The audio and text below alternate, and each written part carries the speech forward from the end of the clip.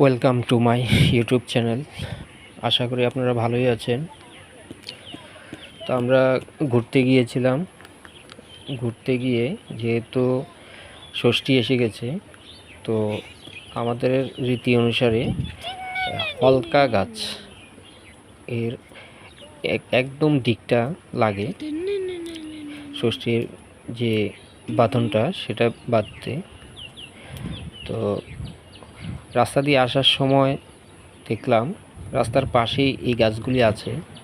তখন সাইকেলটা থামিয়ে ওই গাছগুলি থেকে ঠিক একদম উপরের যে দিকটা, সেই দিকটা তুলতে লাগলাম।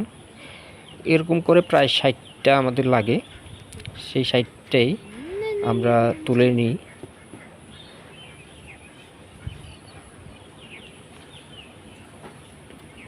এরপর লাগে 60টা বাঁশ গাছের দিক।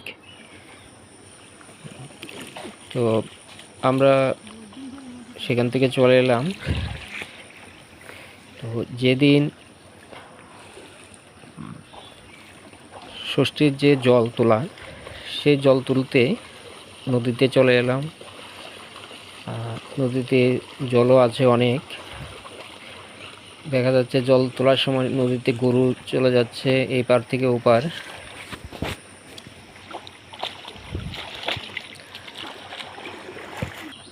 মা ষষ্ঠীর জল তুলছে। স্নান টান সেরে ষষ্ঠীর জল তুলে নিল। দেখা যাচ্ছে নদীর মধ্যে হাঁস, কি সুন্দর তাদের নিজের ইচ্ছা মতো সেই হাঁসগুলি সাঁতার কাটছে এবং ডুব দিচ্ছে। খুব সুন্দরই লাগছে, একটা সুন্দর দৃশ্য।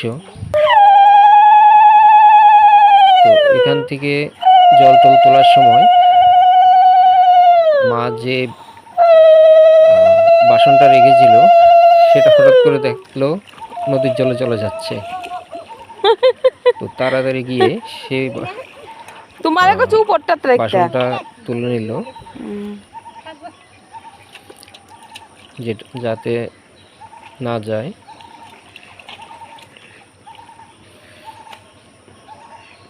তো জল টল তুলে মা রওনা দিল পাড়ের উদ্দেশ্যে। এর মধ্যে আমার মুসাত্তো বোনের জামাই মা ষষ্ঠী দিচ্ছে। সে ওই দিনে আসলো, ষষ্ঠীর দিন।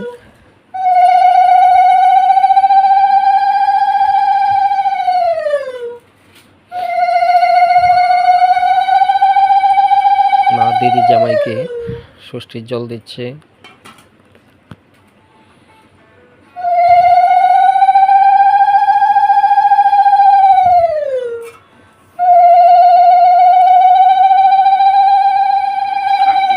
জল দিয়ে 60 এভাবে বলতে হয় 3বার।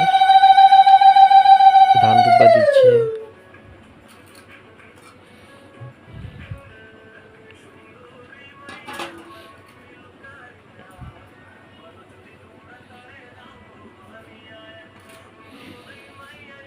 আমাদের রীতি অনুসারে সামনে ঘট বসাতে হয়। এরপরে ঘটের জল বুকে বা গলায় দিতে হয়।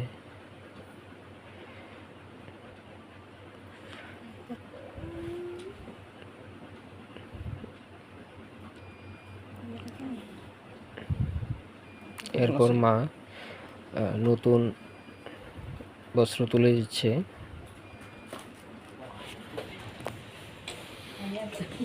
এদিকে আমার শাশুড়ি মাও আমাদের বাড়িতে এসেছিল ডাক্তার দেখাবে বলে।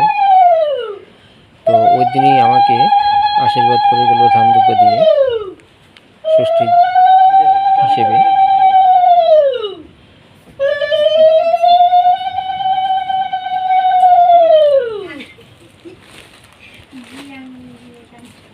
আমিও আশীর্বাদ নিচ্ছি নমস্কার করে। বস্ত্র দিতে হয় এবং বস্ত্র আমাকে দিল। আমিও মার জন্য একটা শাড়ি এনেছিলাম, সেটা দিলাম।